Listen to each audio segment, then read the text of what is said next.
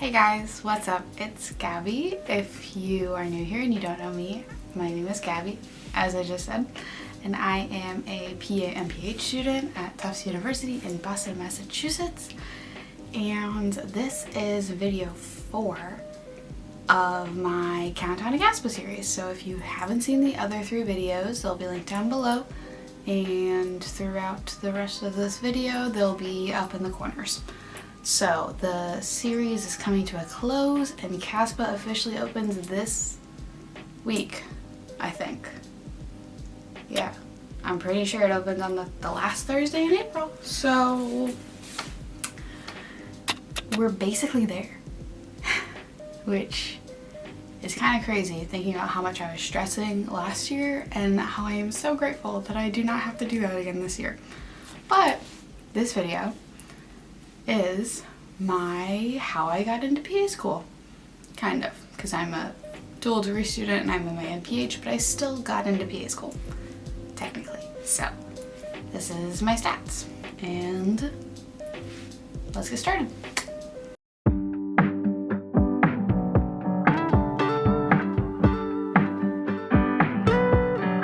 Starting with the fun, boring stuff, my GPA. So there are 2 different GPAs that you actually need to care about when you're doing your PA school applications. The first one is your cumulative GPA, which basically includes all of the classes you've ever taken.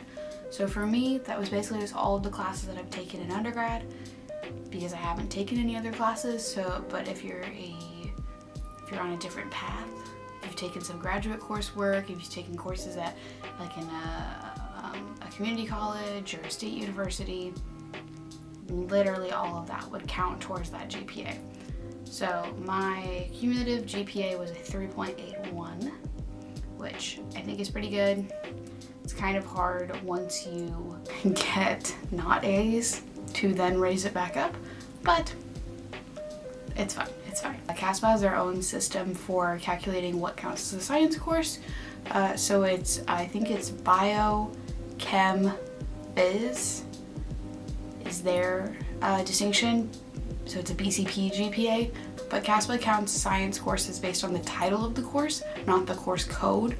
So a lot of my classes, my junior and senior year for my health science degree, double counted as science courses because it was like therapeutic communication. So stuff like that counted, like diseases and disabilities, even though they weren't like sciences, like they counted as sciences. So that helped out my GPA. And then I think a different class also got counted as science because my science GPA was higher than I thought it was going to be, because CASPA will calculate both of those GPAs out for you based on the transcripts that you upload. So my science GPA was a 3.73, and like notable science classes that I took were Gen Chem 1 and 2, Gen Bio 1 and 2, Anatomy, Physiology, Orgo 1 and 2, plus Orgo 2 lab, since UF only has a lab for Orgo 2, Microbio, Biochem, Genetics, and Pathophysiology. And then I had extra courses that were like added on to those, but they're not as important. And then moving on to my test scores, I took the GRE because I believe like 4 or 5 of my schools required it. So not fun, but I did take it. And I got a 313. I got a 159 verbal, 154 quant, and a 5.0 analytical writing score. So I was pretty proud of that because my goal was just to get above a 300. So I was like one and done with that one. And then I did have to take the CASPA exam, which is like a qualitative assessment to basically prove that not prove, but it like just assesses like where your values and your ethics are. So I took that and I was placed in the 3rd quartile, which is like a 51 to 74%, I think. The higher quartile you are, the less unethical So the more ethical I am, I guess, I really don't know. And it's kind of weird that places still require it because it's kind of just seems like a money grab. But whatever. I didn't apply to any schools that took the PA CAT, so I did not have to take that. And then, in my personal opinion, this is the fun stuff. But my patient care experience, I had 3,000 hours at time of submission. So I submitted my CASPA application on May 16th of 2023. I had 1,800 hours as an oncology med-surg PCT, and then I had 1,200 hours as a bone marrow transplant PCA. So, kind of similar, kind of different, but 3,000 was my total, and I was pretty proud of that because most of the schools that I was applying to only required around 1,000. I think UF required 2,000, so I was well above that. I definitely think that was probably like one of the strongest parts of my application. And then I did complete an additional 713 hours as a primary care medical assistant, but I only submitted an update to one school with those hours, and that was basically from August to December of 2023. And then for my healthcare experience, I had 150 hours as an oral surgery intern. So I interned at an oral surgery clinic where I basically just spent a lot of time shadowing and like watching surgeries. So stuff like wisdom teeth removals, punch biopsies of like the lip or the tongue or the gums, implants being put in, like torque checks of implants, a whole bunch of stuff, honestly.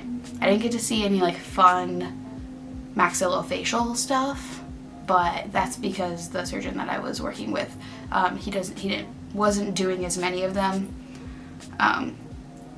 But I also learned like some front desk stuff, and I would clean and do other like healthcare things that weren't necessarily like patient care because I wasn't employed.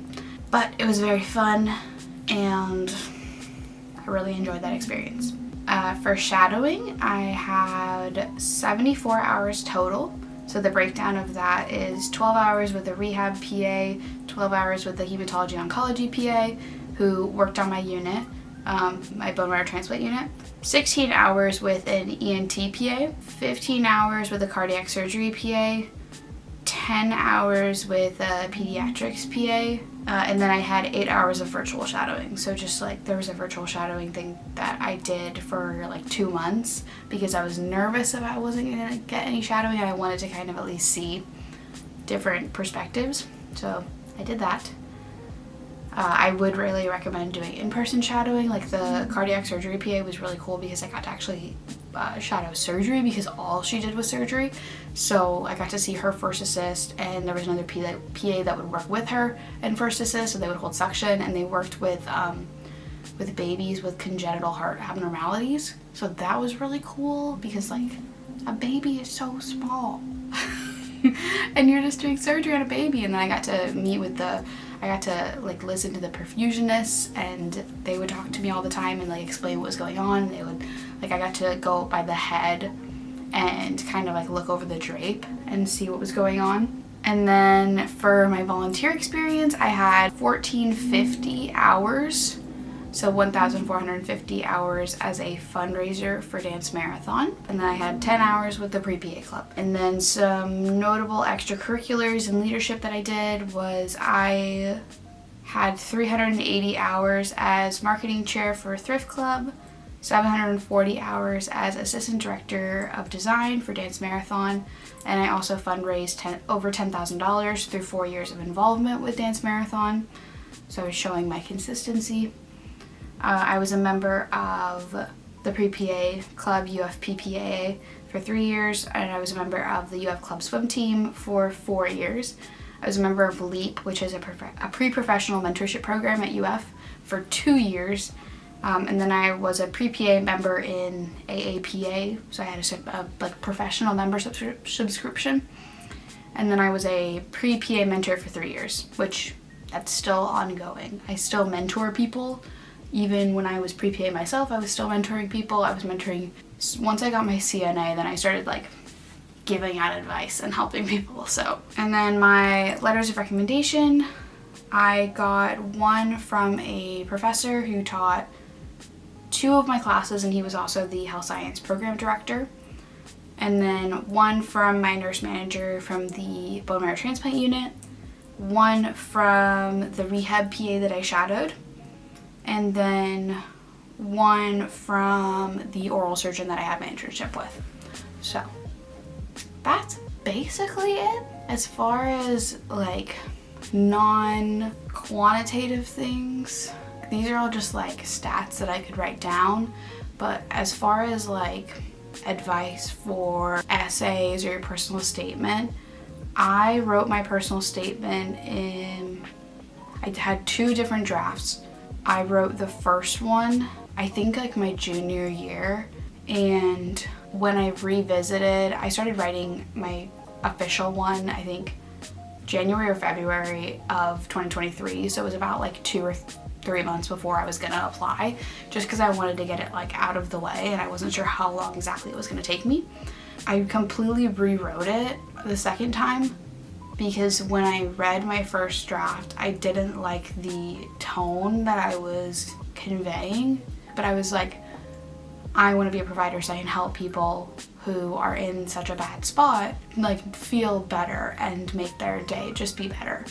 But the way that I was conveying that message was not how I wanted to in the first draft, so I did a complete new second draft, and then I sent it to people on Reddit. There were some people that were offering to revise it, so I sent it to like 5 different people, and they all had great like different critiques. Just be careful with that. Like, I made sure that every single person I was sending it to was either an active PA or a PA student.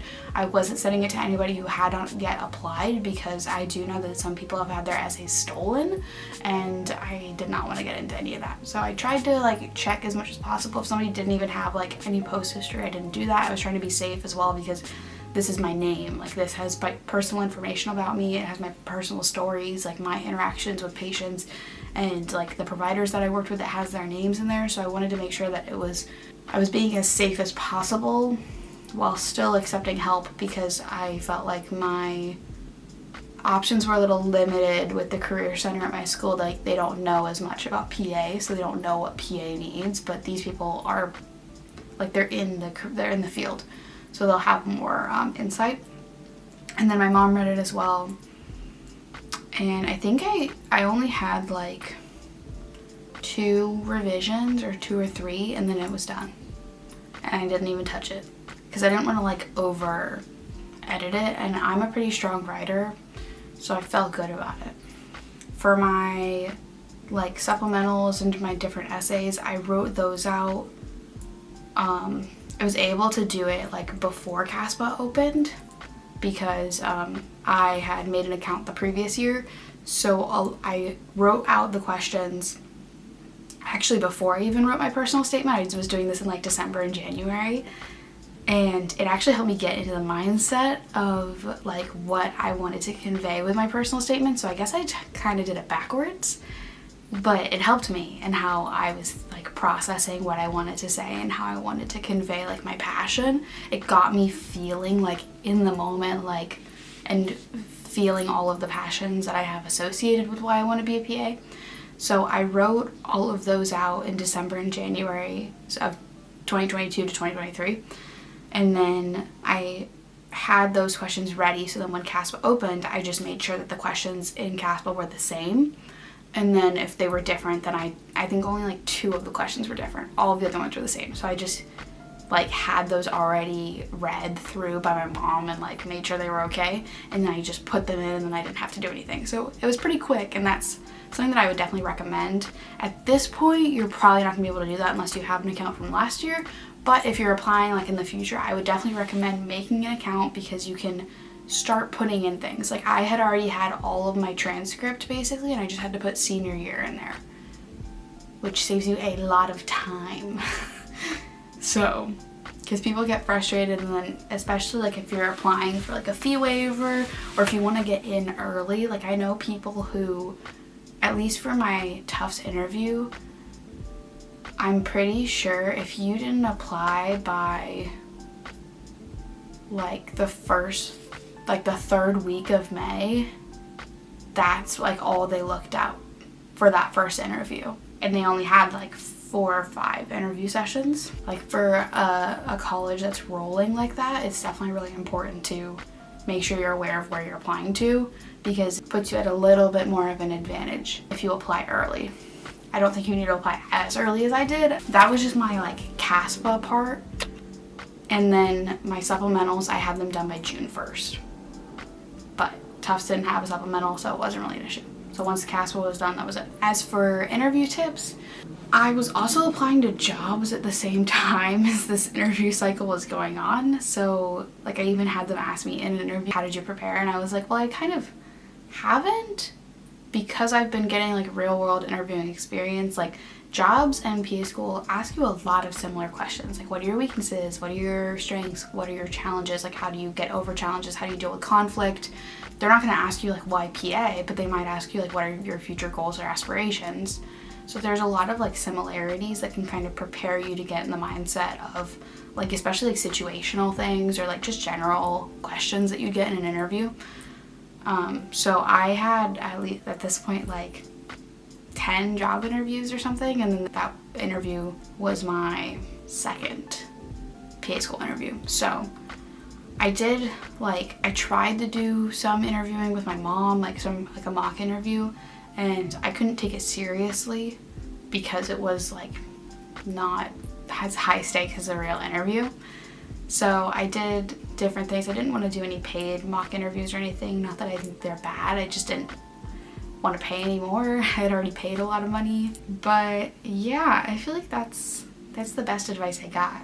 If you have any questions, especially if you guys want me to make another video answering specific questions, feel free to drop them down below. If I get enough, maybe I'll make a video. If not, then I'll just reply in the comments. But this video was requested, so I figured I would make it because I know it helps people to see what other people look like.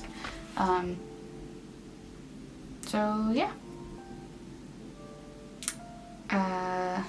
I will see you next time. I hope you have a good day, night, whatever, wherever you are. Bye.